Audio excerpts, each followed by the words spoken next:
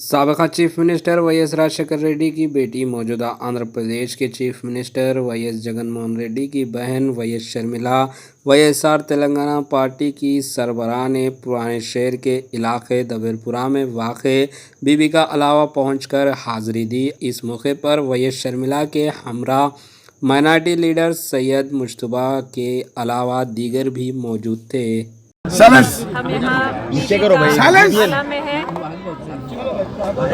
Bibi Fatima is the icon of secularism. Saeed भाई थोड़ा लोगो My father YSR has great regard नीचे करता हमारा for Bibi Fatima and her son Imam Hussein. जिस तरह से इमाम हुसैन हक के लिए आवाज़ उठाते थे, हम भी तेलंगाना की आवाम के लिए आवाज़ उठाएंगे। हमें आपकी दुआ की ज़रूरत है। Thank you for inviting us. It's a pleasure to be here. हो गया।